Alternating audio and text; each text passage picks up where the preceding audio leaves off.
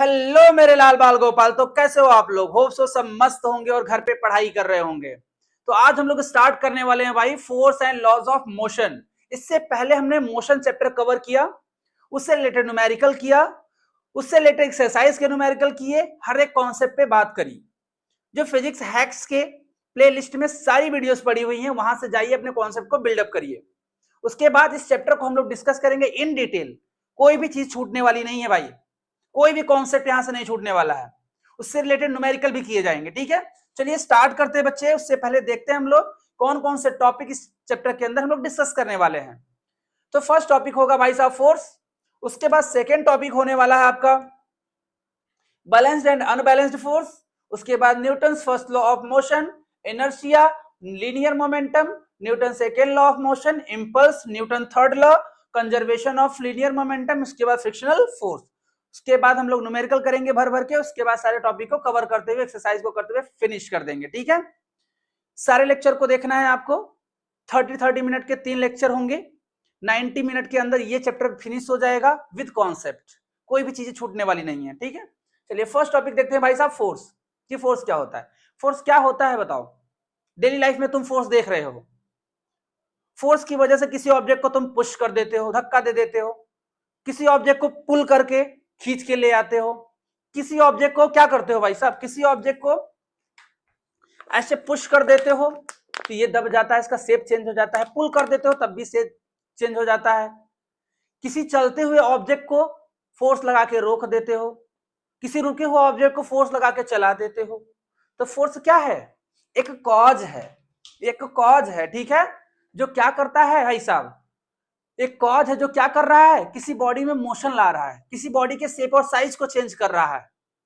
ये daily life में आपको देखने को मिलेगा। लेकिन ये फोर्स एक्सटर्नल होना चाहिए, इंटरनल नहीं। अगर ये फोर्स इंटरनल हुआ तो बॉडी में मोशन नहीं ला पाएगा। जैसे कि मैंने क्लास में एग्जांपल दिया था भाई साहब कि किसी बकेट में एक बच्चे को बैठा दिया और बोला कि भैया इसको तुम पुश करो, तो बकेट पुश नहीं होती है, क्योंकि आप उस बकेट का पार्ट बन जाते हो। तो जो आप फोर्स लगाते हो ना, तो वो इंटरनल फोर्स बन जाती है, और इंटरनल फोर्स बॉडी में मोशन नहीं ला सकता है। तो फोर्स क्या है भैया? एक पुश और पुल है जो बॉडी में क्या ले आ रहा है, मोशन ले आ रहा है। जैसा कि यहाँ पे डायग्राम में आप देख पा रहे होंगे, ये बच्चा क्या कर रहा है, पुल कर रहा है, और पुल करने की वजह से ये बॉडी क्या कर रही है, मोशन में आ जा रही है। ये पुश करने की वजह से बॉडी किस में आ गई, मोशन में आ गई। तो पुश और पुल क्या है, ये एक्सटर्नल फोर्स है जो क्या कर रहा है, बॉडी में मोशन ले आ रहा है। यहाँ पे देखो, फोर्स लगा के इसने बॉटल को क्या किया, दबा दिया। तो इस बॉटल का शेप क्या हो गया, चेंज हो गया। तो फोर्स जो होता है वो किसी भी बॉडी का शेप और साइज भी चेंज कर सकता है। बात समझ में आ रही है? बेसिकली फोर्स के बारे में थोड़ी सी क्वेश्चन यहां पे देख लो उससे related. Which of the following is non contact force? क्या बोला गया है, इसमें से कौन सा नॉन कॉन्टैक्ट फोर्स है? नॉन कॉन्टैक्ट फोर्स का मतलब भाई साहब कि बिना कांटेक्ट में आए आपने फोर्स लगा दिया। बात समझ में आ रही है? आपने टच नहीं किया लेकिन फोर्स लग गई। कौन सा फोर्स? Magnetic force. दो मैग्नेट के बीच में बिना टच किए अट्रैक्शन फोर्स, रिपल्सन फोर्स लगने लगता है। इलेक्ट्रोस्टैटिक फोर्स, ग्रेविटेशनल फोर्स, ये सब क्या है, नॉन कॉन्टैक्ट फोर्स है। इसमें से देख लो भैया, फ्रिक्शन फोर्स बिना टच में आए लगेगा नहीं, मस्कुलर फोर्स बिना टच में आए लगेगा नहीं, टेंशन फोर्स बिना टच में आए लगेगा नहीं। तो कौन सा होगा, बोलोगे sir magnetic force, non contact force है। अच्छा, the SI unit of the force is, force को किसमें मेजर करते हैं भाई साहब? सबको पता है कि न्यूटन में मेजर करते हैं। किसमें मेजर करते हैं, न्यूटन में। एक्चुअली में देखो, फोर्स इक्वल टू, आप कभी देखोगे, अभी आओगे पढ़ोगे आगे टॉपिक में, तो force equal to mass into acceleration. बच्चे मास को मेजर करो केजी में, एक्सेलरेशन को मीटर पर सेकेंड स्क्वायर में। अच्छा, ये केजी मीटर पर सेकेंड स्क्वायर ना, यही न्यूटन बनता है। क्या बनता है, यही न्यूटन बनता है, ठीक है ना। न्यूटन ने खोज की भैया, तो न्यूटन के नाम पे रख दिया गया न्यूटन। इसको जो डिनोट करते हैं भाई साहब, वो कैपिटल एन से डिनोट करते हैं। अच्छा, जो फोर्स होगा, जो फोर्स होगा उसको किससे डिनोट करेंगे, बोलोगे सर कैपिटल एफ से, या फिर स्मॉल एफ से डिनोट कर देंगे। यूनिट क्या होगी उसकी, न्यूटन होगी। अच्छा, ये क्वांटिटी कैसी है भाई, ये वेक्टर क्वांटिटी है। कैसी क्वांटिटी है, बोलोगे सर वेक्टर क्वांटिटी है। कैसी क्वांटिटी है, वेक्टर क्वांटिटी है। वेक्टर क्वांटिटी का मतलब होगा इसमें भाई साहब मैग्नीट्यूड भी होगा, मैग्नीट्यूड, और प्लस इसमें डायरेक्शन भी होगी। बिना डायरेक्शन के फोर्स को अप्लाई ही नहीं कर पाओगे। मैग्नीट्यूड तो होगा ही, लेकिन उसके साथ डायरेक्शन भी होगी। अगर मैंने तुमको बोला कि भाई साहब 5 न्यूटन का फोर्स लगाओ किसी बॉडी, मैंने किसी बॉडी का नाम नहीं लिया, सॉरी, अगर मैंने बोला कि 5 न्यूटन का फोर्स अप्लाई करिए, तो आप उस 5 न्यूटन के फोर्स को कहां लेके घूमेंगे? आपको पूछना पड़ेगा मेरे से कि सर ये 5 न्यूटन का फोर्स कहां लगाएं, तब मैं जाके आपको एक डायरेक्शन दूंगा, तब उस फोर्स को अप्लाई कर पाओगे। बोलूंगा बेटा ईस्ट में लगाओ, वेस्ट में लगाओ, नॉर्थ में लगाओ, साउथ में लगाओ, इनवर्ट द बोर्ड लगाओ, आउटवर्ट द बोर्ड लगाओ, एक डायरेक्शन देनी पड़ेगी उस फोर्स के लिए। बात समझ में आ रही है? इसीलिए फोर्स बिना डायरेक्शन के डिफाइन नहीं होगा, तो डिस्क्राइब ही नहीं कर पाओगे, यूज नहीं कर पाओगे। तो भैया फोर्स क्या है? एक वेक्टर क्वांटिटी है, मैग्नीट्यूड तो होगा ही, डायरेक्शन भी होगी। बात समझ में आ रही है? नेक्स्ट क्वेश्चन क्या है? Force can changes the what? Shape of the object, speed of the object, direction of the motion, all of the above. सब कुछ कर सकता है फोर्स भाई। किसी की स्पीड चेंज कर सकता है, कोई बच्चा धीरे धीरे जा रहा है, जोर से पुश कर दो, स्पीड चेंज। कोई बच्चा आ रहा है, उसको पकड़ दो, पकड़ लो, रुक जाएगा। बात समझ में आ रही है? शेप चेंज कर सकता है फोर्स, ये सारे पैरामीटर कर सकता है, तो ऑल ऑफ द एबव। ठीक है, आ जाओ नेक्स्ट स्लाइड पे। टाइप्स ऑफ फोर्स में बात कर लेते हैं भाई साहब कि कॉन्टैक्ट फोर्स, एक होता है non contact force. Contact force क्या होगा? जो फोर्स टच में आने से लगे, जैसे मस्कुलर फोर्स, आपके मस्कुलर पर कब आप फोर्स एक्ट होगा बताओ जरा? जब किसी चीज के टच में आओगे। अगर हम लोग बात करें भैया फ्रिक्शन फोर्स, फ्रिक्शन फोर्स हमेशा दो कॉन्टैक्ट सरफेस के बीच में लगता है। जैसे आप सरफेस पे चलते हो, मूव करते हो, तो आपके जो शूज होते हैं और उसके बाद आपका जो सरफेस होता है उसके बीच में फ्रिक्शन फोर्स लगता है, जिसकी वजह से आप चल पाते हो। तो फ्रिक्शन फोर्स कैसा हुआ? कॉन्टैक्ट फोर्स हुआ। स्प्रिंग फोर्स, स्प्रिंग को जब आप क्या करते हो, जब उसको क्या करते हो, एक्सटेंड करते हो, जब खींचते हो बाहर की तरफ, तो क्या होती है? एक्सपैंड होती है। बिना फोर्स लगाए तो एक्सपेंड होगी नहीं। तो स्प्रिंग फोर्स भी कैसी है? एक कॉन्टैक्ट फोर्स है। उसको पुश करोगे तो भी क्या होगा? वो कंप्रेस हो जाएगी। जब उसको क्या करोगे? पुल करोगे तो एक्सपैंड हो जाएगी। बिना कॉन्टैक्ट फोर्स के चीजें होने। मस्कुलर फोर्स, ये क्या है? कॉन्टैक्ट फोर्स है। बात normal reaction force contact force है। ठीक है, तो ये कॉन्टैक्ट फोर्स है भाई साहब, जो किसी के टच में आने से लगती हैं। ठीक है, नॉन कॉन्टैक्ट फोर्स भी बताया, भैया टच नहीं होगा ऑब्जेक्ट फिर भी फोर्स एक्ट हो जाएगी। अभी बोला मैग्नेटिक फोर्स, इससे अब क्या होगा? दो मैग्नेट है, वो आपस में पास भी आएंगे, पास भी आएंगे, देखो तब भी लग जाएगा। बात समझ में? लेकिन उसके फील्ड में रहना चाहिए। उसके बाद इलेक्ट्रोस्टैटिक फोर्स होता है। इलेक्ट्रोस्टैटिक फोर्स क्या होता है? चार्ज के बीच में लगता है। आप कोई कॉम्ब लो, कोई एक स्केल लो, उसको हेयर से रब करो, रब करने के बाद किसी छोटे छोटे पार्टिकल के पास ले जाओ, वो अट्रैक्ट करने लगता है। क्यों?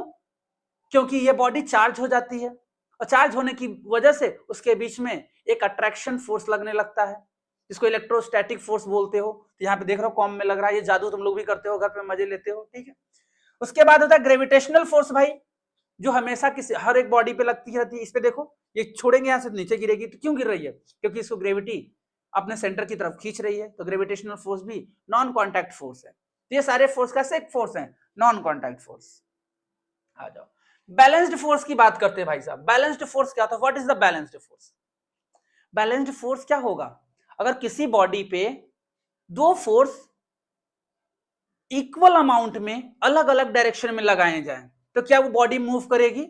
मैं यहाँ पे एक ऑब्जेक्ट हूं, यहाँ पे किसी बच्चे ने मुझे 5 न्यूटन से खींचा, इस तरफ से किसी बच्चे ने 5 न्यूटन से खींचा, क्या होगा बताओ? क्या मैं कहीं मूव करूंगा? नहीं। तो बोलोगे भैया कि ये जो फोर्स है ना, उसका नेट इफेक्ट मेरे ऊपर क्या है? जीरो है। तो जिस बॉडी पे नेट फोर्स जीरो होगी ना, तो उस कंडीशन में बॉडी मूव नहीं करेगी। और वो जो फोर्स है वो कैसे हैं? वो बैलेंस्ड फोर्स है। किसी ने 10 न्यूटन अप्लाई किया, इधर से भी 10 न्यूटन लग गया, तो मैं मोशन में आऊंगा क्या? नहीं। कोई भी एक्सेलरेशन मेरे अंदर नहीं होगा, कोई भी मोशन नहीं होगा। तो उस समय मैं क्या रहूंगा? रेस्ट में रहूंगा। बात समझ में आ रही है? चलिए, तो बैलेंस्ड फोर्स क्या होता है भैया? A balanced force is a condition where two or more forces acting on an object are equal magnitude but in opposite direction. Magnitude equal होना चाहिए। जैसे मान लो बच्चे, ये हमारे पास एक ऑब्जेक्ट है, ये क्या है? एक ऑब्जेक्ट है, इस पे मैंने फोर्स लगाया F इक्वल टू 5 न्यूटन का, और इसमें फोर्स लगाया भाई साहब F इक्वल टू 5 न्यूटन का। क्या बताओ, दोनों फोर्स की डायरेक्शन अपोजिट है? हाँ सर अपोजिट है। क्या दोनों का मैग्नीट्यूड 5 न्यूटन है? 5 न्यूटन है। क्या ये बॉडी कहीं मूव करेगी? बोलोगे सर नहीं। क्यों? क्योंकि यहाँ पे एफ नेट की जब बात करेंगे हम लोग, तो दोनों फोर्स को ऐड करोगे तो ये 5 न्यूटन, अगर इधर वाले फोर्स को पॉजिटिव लोगे तो इसके अपोजिट में जो लग रहा है बच्चे उसको निगेटिव लेना पड़ेगा, तो 5 माइनस 5 इक्वल टू क्या? ये 0 न्यूटन आ जाएगा। तो जब इसके अंदर 0 भाई सब नेट फोर्स है ही नहीं, तो ये क्या मूव करेगा? नहीं मूव करेगा, कोई भी एक्सेलरेशन फोर्स नहीं आएगी, कोई भी एक्सेलरेशन इसके अंदर नहीं आएगा। बात समझ में आ रही है? बोला है resulting is no net force on the object. कोई भी रिजल्टिंग फोर्स, रिजल्टिंग मतलब नेट फोर्स उस बॉडी पे नहीं आएगी। नेट फोर्स कितना रहेगा? 0। तो इन फोर्स को बोलोगे भैया कि ये बैलेंस्ड फोर्स है। यहां एग्जांपल में देखो, जितने लोग यहां इसको पुल कर रहे हैं, उधर इधर भी पुल कर रहे हैं कि नहीं कर रहे हैं? बताओ। तो दोनों इस यहां पे भाई साहब इसमें क्या है, जो एफ नेट है इस समय क्या है? 0 है। एफ नेट 0, ये कहीं नहीं जाएगा, ना ये लोग इधर जा पाएंगे ना ये लोग इधर जा पाएंगे, क्योंकि बैलेंस्ड फोर्स की कहानी चल रही है। ठीक है, की पॉइंट जो कि बहुत इंपॉर्टेंट है, नेट फोर्स क्या होता है भैया? 0 होता है। मतलब एफ नेट यहाँ पे क्या होगा? एफ नेट कितना होगा? 0 न्यूटन होगा। There is no changes in the object motion.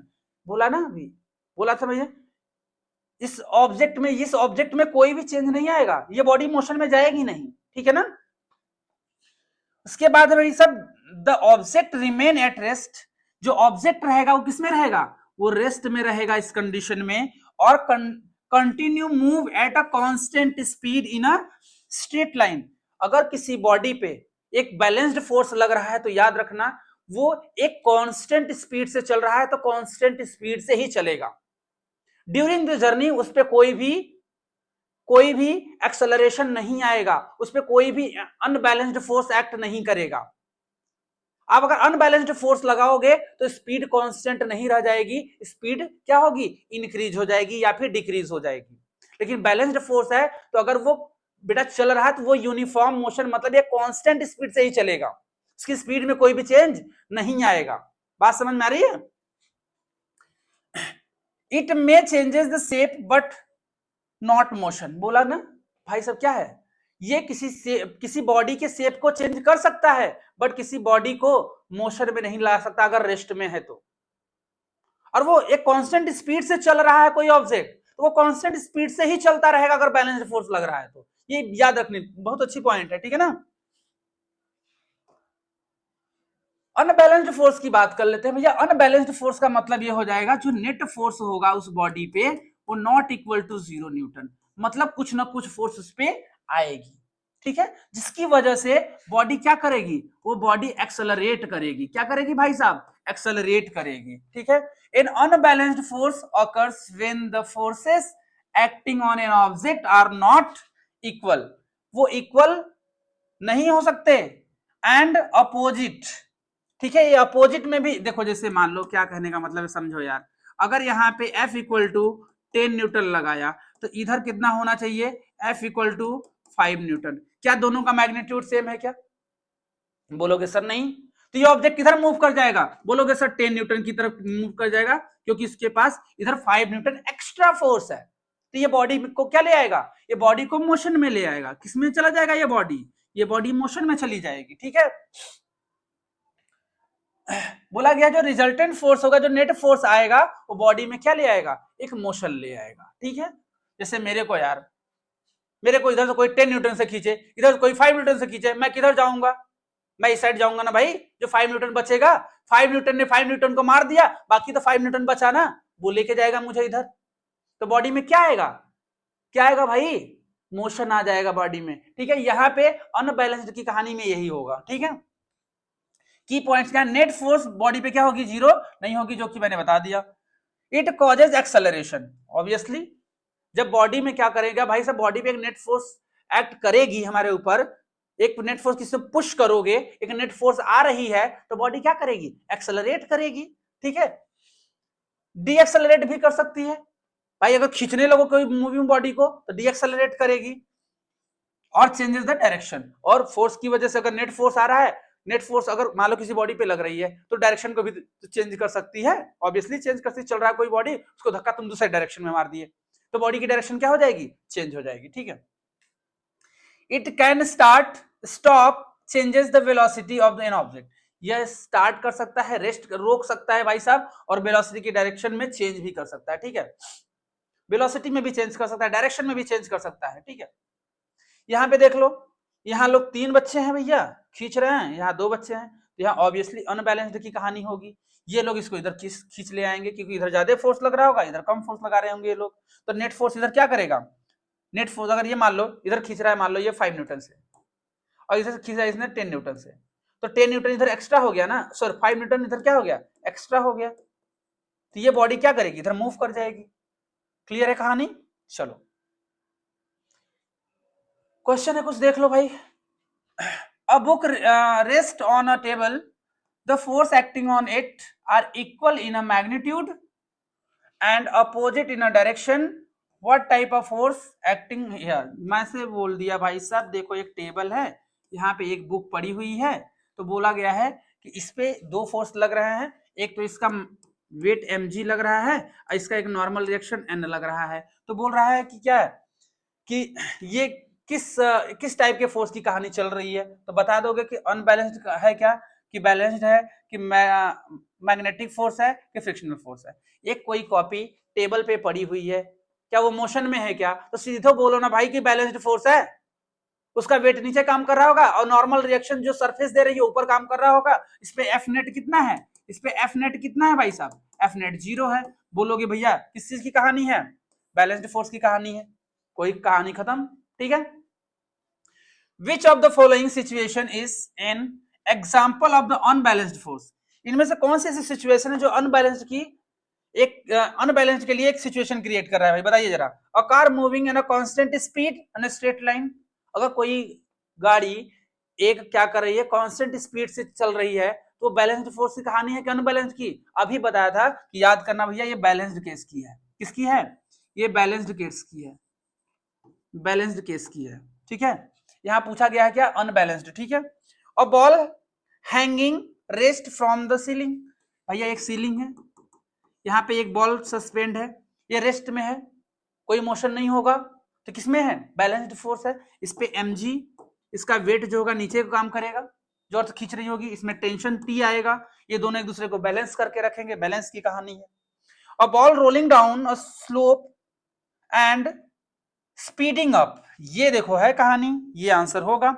ये कोई बॉल है, रोलिंग डाउन हो रही है, रोल डाउन हो रही है, और उसकी स्पीड कंटिन्यूअसली इंक्रीज हो रही है, एक्सेलरेट हो रही है। ठीक है, इसकी वजह से क्या हो जाएगा, अनबैलेंस्ड की कहानी हो जाएगी।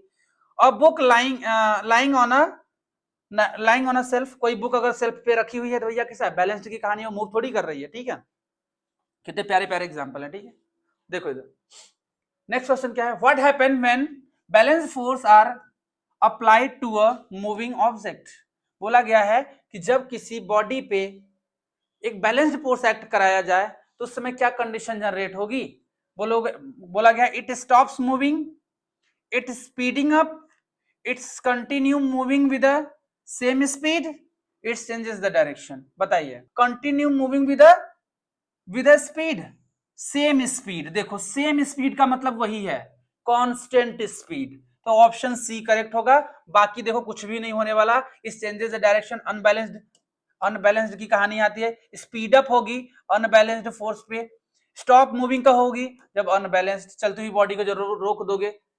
बात समझ में आ रही है? तो सबसे बेटर ऑप्शन, बेटर क्या, करेक्ट ऑप्शन आपका यही है। ठीक है, ये कांस्टेंट स्पीड से क्या करेगी, सेम स्पीड से चलेगी। ठीक है, बैलेंस फोर्स की कहानी में। चलिए नेक्स्ट आ जाते हैं भाई साहब, Newton first law of motion. Newton first law of motion बहुत इंपॉर्टेंट भाई है। देखो जरा Newton first law of motion क्या बोलता है। Newton first law of motion बोलता है भाई, अगर कोई बॉडी रेस्ट में है तो वो रेस्ट में रहेगी, अगर कोई बॉडी मोशन में है तो मोशन में ही रहेगी, जब तक कि बाहर से कोई अनबैलेंस्ड फोर्स ना लगाया जाए। ये कौन बोला, न्यूटन जी बोले। ठीक है, जैसे ये बॉडी देखो किसमें है, ये बॉडी किसमें है, ये बॉडी रेस्ट में है ना, तो रेस्ट में ही रहेगी ना, चलने नहीं लगेगी ना अपने से। अगर कोई बॉडी मूव कर रही है तो मूव ही करती रहेगी, लेकिन यहाँ पे फ्रिक्शन हम लोग नेग्लेक्ट मार रहे हैं, ठीक है ना, फ्रिक्शन को नहीं कंसीडर कर रहे हैं। तब अगर कोई बॉडी मूव कर रही है, कोई रोकेगा नहीं, तो रुकेगी क्या, नहीं रुकेगी, कंटिन्यू चलती रहेगी, जीवन पर्यंत चलती रहेगी, लेकिन उसके लिए फ्रिक्शन क्या होनी चाहिए, 0 होना चाहिए, ठीक है। और ये चीजें, ये बॉडी रेस्ट से मोशन में कब आएगी, जब आप इस पे एक एक्सटर्नल फोर्स लगाओगे, एक अनबैलेंस्ड फोर्स लगाओगे। ये बॉडी चल रही है, ये रुकेगी कब, जब एक बाहर से तुम फोर्स लगा के रोकोगे। तो न्यूटन जी यही बोल के गए कि भाई अगर कोई एक बॉडी है तो वो रेस्ट में है तो रेस्ट में रहेगी, तुम बैठे हो तो बैठे ही रहोगे, तुम चल रहे हो तो चलते ही रहोगे, जब तक कि बाहर से कोई एक्सटर्नल फोर्स लगा के तुमको बैठे हो तो धक्का मार के ना चला दिया जाए, तुम दौड़ रहे हो तुमको रोक ना दिया जाए। बात समझ में आ रही है क्या? तो वही सारी कहानी यहाँ पे लिखी हुई है, देखो जरा। The first law of motion is stated as an object remain in a state of rest or of uniform motion in a straight line unless compelled to change that state by an applied force। applied force कौन सा है, ये unbalanced force है, unbalanced force है भाई। ये बात समझ में आ रही है क्या? जब तक उस बॉडी पे अनबैलेंस्ड फोर्स नहीं लगाओगे, अगर वो बॉडी रेस्ट में है तो रेस्ट में रहेगी, अगर वो बॉडी मूव कर रही है तो मूव ही करती रहेगी। कौन बोला ये कौन बोला? ये न्यूटन जी ने बोला। उसके बाद उन्होंने क्या कहा भाई, उन्होंने एक लॉ दिया इनर्शिया का। क्या लॉ दिया? इनर्शिया के। ये कहानी जो चीजें हो रही हैं, बोला कि ये सब चीजें जो हो रही हैं किसी बॉडी के साथ, वो किसकी वजह से हो रही हैं? इनर्शिया। अब इनर्शिया को क्या बोला उन्होंने? इनर्शिया को बोला it is a property of the object, it is a property of the object, it is a property of the mass. हर एक ऑब्जेक्ट के पास अपना मास होता है जो शो करता है कि उसकी इनर्शिया कितनी है। इनर्शिया की बात करें, इनर्शिया जो इनर्शिया होगी डायरेक्टली प्रोपोर्शनल टू मास होगा। Inertia is directly proportional to mass, मतलब जितना ज्यादा मास होगा बॉडी का उतना ज्यादा इनर्शिया होगा। इनर्शिया क्या बोलता है? इनर्शिया भाई बोलता है कि हम जिस स्टेट में है ना उसी स्टेट को रजिस्ट करेंगे, जिस स्टेट में बने हैं उसी स्टेट में बने रहेंगे। जैसे स्टेटमेंट देखो लिखा है, inertia is the natural tendency of object to resist a changes its same और मोशन और अरेस्ट। मतलब बोला जा रहा है कि इनर्शिया किसी बॉडी की भाई प्रॉपर्टी, हर एक बॉडी की प्रॉपर्टी है कि वो अपने स्टेट को रेजिस्ट करता है, वो जिस स्टेट में है उसी स्टेट में बना रहना चाहता है। अगर हम सोए हैं तो उठना चाहेंगे क्या? नहीं, जब तक कि हमको मम्मी पुश करके नहीं उठा देती हैं, या फिर थप्पड़ बेलन मार के ना उठा दें, सोए रहेंगे, कोई दिक्कत नहीं है। तो इनर्शिया क्या है? वो बताता है कि कोई भी बॉडी अपने स्टेट को रजिस्ट कैसे कर रही है, तो वो उसकी प्रॉपर्टी है, वो अपने स्टेट को रजिस्ट करेगी। जैसे यहां पे देखो एक एग्जांपल है, यहाँ पे एक कॉइन है, यहाँ पे कॉइन एक दिख रहा होगा आप लोग को, एक कॉइन है यहाँ पे, और यहाँ पे एक कप है, और यहां से क्या किया जा रहा है, ये कार्ड पे ये कॉइन रखा हुआ देख पा रहे होगे तो, और जैसे ही इस कार्ड को प्लग किया गया, इस पे फोर्स लगा के मारा गया, तो कॉइन, फोर्स किस पे लगा? कार्ड पे लगा। कॉइन पे तो मैंने फोर्स नहीं लगाया, ये एक्टिविटी मैंने क्लास में करा रखी है। तो ये फोर्स जब हमने किस पे लगाया? कार्ड पे लगाया, तो कार्ड मोशन में आया, लेकिन हमने कॉइन पे फोर्स नहीं लगाया था, तो कॉइन कहां गिरेगा? इस कप में गिर जाएगा। मतलब वो स्टेट को अपने रजिस्ट कर रहा है, भाई रेस्ट में है तो रेस्ट में ही रहेगा, वो उसे जब फोर्स मैंने लगाया नहीं तो क्यों मूव करेगा? तो भाई दुनिया की हर एक बॉडी अपने स्टेट को रजिस्ट करना चाहती है, जिस स्टेट में है वो इस स्टेट में रहना चाहती है। उसको डिस्टर्ब करोगे फिर से अपने स्टेट को रजिस्ट करेगी। जैसे यार एग्जांपल में देखो, जैसे हमारे पास एक बॉटल है, ठीक है, देखो मैं इसको पुश किया, इधर पुश इधर करूंगा ना, तो ये क्या करेगी? छोड़ूंगा अब तो क्या होगा? ये देखो फिर अपने स्टेट में आ जाएगी। तो ये क्या चाह रही है कि भैया जिस स्टेट में उसी स्टेट में बने रहे। तो अपने स्टेट को रजिस्ट करता है हर एक बॉडी, ठीक है। डिस्टर्ब करोगे तो रजिस्ट करेगा, लेकिन ज्यादा डिस्टर्ब करोगे तो मोशन में आ जाएगी बॉडी, और क्या। इनर्शिया मतलब ये होता है भैया, जितना ज्यादा मास होगा उसका उतने ज्यादा इनर्शिया, ये ध्यान से रखो। एक बड़ी बॉडी को पुश करके चलाना मुश्किल होता है, जबकि एक छोटी बॉडी को पुश करके चलाना आसान होता है। क्यों? क्योंकि मास की वजह से उसकी इनर्शिया बढ़ जाती है, उसको उस अपने स्टेट में रहने की टेंडेंसी इंक्रीज हो जाती है। बात समझ में आ रही है? एक पहलवान जी हैं, उनको धक्का मारना इजी है कि एक पतले से बच्चे हैं उनको धक्का मारना इजी है? पतले वाले बच्चे को, क्योंकि अपना स्टेट रजिस्ट करेगा लेकिन कर नहीं पाएगा, ज्यादा फोर्स लगाओगे एक्स्ट्रा मूव कर जाएगा। लेकिन एक पहलवान जी है, मास ज्यादा होगा, उनको पुश करना टफ होगा मेरे लिए, क्योंकि अपने स्टेट को ज्यादा रजिस्ट करेंगे क्योंकि उनके पास मास ज्यादा है। ठीक है, पहलवान का मतलब कुछ और मत समझ लेना तुम लोग। आज एक क्लास में बच्चे को तुम लोग चिढ़ा रहे थे। अब इनर्शिया के देखो टाइप होता है भाई, types of inertia. Inertia of rest, inertia of motion, inertia of direction. 3 types होते हैं इनर्शिया के। ठीक है, इनर्शिया ऑफ रेस्ट क्या होता है? The resistance of a body to change its state of rest is called inertia of rest. मतलब क्या है? अगर कोई बॉडी रेस्ट में है, उस स्टेट को चेंज करना चाह रहे हो लेकिन वो रेस्ट में ही रहना चाह रही है, उस बात को बोलोगे इनर्शिया ऑफ रेस्ट। ठीक है ना, वो अपने रेस्ट की कंडीशन को चेंज नहीं करना चाहती है।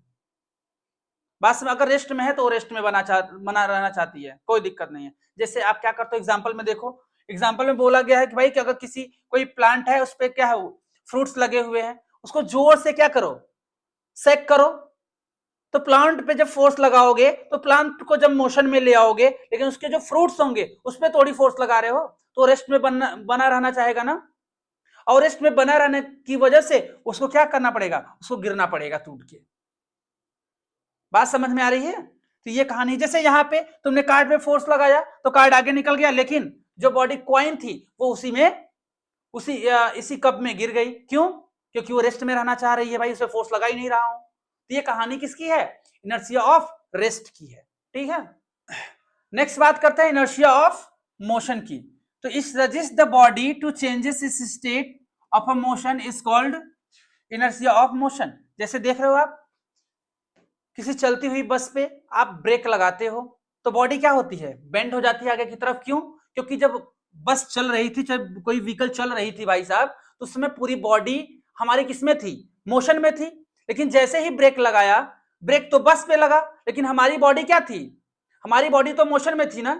तो अपने मोशन को मेंटेन करने के लिए, स्टेट को मेंटेन करने के लिए वो क्या करेगी, आगे की तरफ बेंड हो जाती है। तो इस बात को बोला जाता है क्या, इनर्शिया ऑफ मोशन। ठीक है ना, अपने मोशन में है तो मोशन में ही रहना चाहेगी, अपने स्टेट को रजिस्ट करना चाह रही है। रेस्ट में है तो रेस्ट में रहना चाह रही थी, अगर मोशन में है तो मोशन में रहना चाहेगी। ब्रेक मारे हो बस पे तो भैया हमारी बॉडी तो मोशन में रहेगी ना, तब ने उस स्टेट को रजिस्ट करने की वजह से ये बॉडी क्या होती है, आगे की तरफ बेंड हो जाती है। बात समझ में आ रही है? चलो, इनर्शिया ऑफ डायरेक्शन। ठीक है, अब क्या होता है, जब इनर्शिया ऑफ डायरेक्शन में क्या देखते हैं भाई, जब मोशन में बॉडी होती है और हमें क्या कहता है, ब्रेक व्रेक लगाते हो, किसी कहां पे जाते हो, किसी टर्निंग पे जाते हो, तो देखते हो जैसे ही डायरेक्शन चेंज होती है हम पे एक फोर्स बाहर की तरफ लगता है कि नहीं लगता है, जिसकी वजह से हमारी डायरेक्शन क्या हो जाती है, चेंज हो जाती है। ठीक है ना, उस फोर्स की वजह से। देखो यहाँ पे, when you make a sharp turn while driving a car you tend to lean sideway. जब से आप शार्प मोड पे टर्न लेते हो तो क्या होता है, आप एक साइड क्या करते हो, मूव कर जाते हो। तो आप अपने डायरेक्शन को रजिस्ट कर रहे हो। ठीक है, क्योंकि जब गाड़ी टर्न हो रही है तो आप भी तो टर्न होगे ना, तो अपने डायरेक्शन को क्या कर रहे हो, आप यहाँ पे रजिस्ट कर रहे हो। इसी की वजह से कभी कभी गाड़ी ना ज्यादा स्पीड में होती है, टफल भी कर जाती है, पलट भी जाती है। ठीक है, क्योंकि एक बाहर की तरफ फोर्स लगने लगती है, जिसकी वजह से आप क्या करते हो, टपल कर जाते हो। ठीक है, अब इस पे क्वेश्चन है, देखो जरा, which of the following statement is not correct for an object moving along straight path in an accelerated motion. ठीक है, बोला गया कोई एक्सेलरेटेड मोशन के लिए ये बताओ जरा ऑब्जेक्ट कौन सा सही है कौन सा गलत है। ठीक है, नॉट करेक्ट पूछा है, इट्स स्पीड कीप्स चेंजिंग। बताइए जरा, एक्सेलरेटेड मोशन में स्पीड चेंज होगी, हमेशा होगी, तो सही है बात। इट्स वेलोसिटी ऑलवेज चेंजेस, होगी। It always goes away from the earth, ये तो कहानी समझ में नहीं आ रही, रुक जाओ अभी अगला पढ़ लो। A force is always acting on it, सही है। भाई एक्सेलरेटेड मोशन होगा तो ये तीनों बात सही होगी, तो मतलब गलत ये होगा, तो जो गलत है वही पूछा है तो भैया सही ये होगा। भैया अर्थ से दूर कैसे चले जाओगे यार, कौन सी कहानी में चले जाओगे, ठीक है, तो ये ऑप्शन सी करेक्ट होगा। नेक्स्ट क्वेश्चन क्या है, A water tank filled up the 2/3 of its height is moving with a uniform speed. On sudden application of the brakes, the water in the tank would. बताइए, जो अगर आप क्या कर रहे हो, ये वाटर टैंक है, उसमें वाटर भरा हुआ है 2/3, कितना भी भरा उसे लेना मेरे को नहीं है, यूनिफॉर्म स्पीड से चल रही है, सडन ब्रेक लगाया जा रहा है, तो भाई वाटर टैंक जो वाटर है वो टैंक में जो भरा हुआ है वो किधर मूव करेगा, जैसे ब्रेक लगा तो वाटर कहां जाएगा, कहां जाएगा, फॉरवर्ड डायरेक्शन में जाएगा, तो मूव फॉरवर्ड डायरेक्शन में, बैकवर्ड नहीं जाएगा भाई। टैंक में अगर वाटर भरा हुआ है, अगर ब्रेक लगता है तो वो फॉरवर्ड ही तो आएगा, आगे ही तो आएगा, बात समझ में आ रही है, तो मूव फॉरवर्ड, ठीक है ना, ऑप्शन नंबर बी करेक्ट हो जाएगा, ठीक है। तो इतनी ही आज की कहानी थी, ये उस दिन आप लोग घूमने गए थे जिसकी फोटोज थी, लगा दिया मैंने आपके लिए, बहुत बच्चे कह रहे थे सर फोटो दे दीजिए, तो देख लो अपनी फोटो, ठीक है। तो आज इतनी ही हम लोग पढ़ते हैं, उसके बाद हम लोग नेक्स्ट टॉपिक नेक्स्ट लेक्चर में कवर करेंगे बेटा। आपको नोट्स बनाना है प्रॉपर, और हर एक चीज को जो इंपॉर्टेंट टर्म है उनको मेंशन करना है, सारे न्यूमेरिकल्स इससे रिलेट करने हैं, ठीक है। चलिए मिलते हैं नेक्स्ट लेक्चर के अंदर।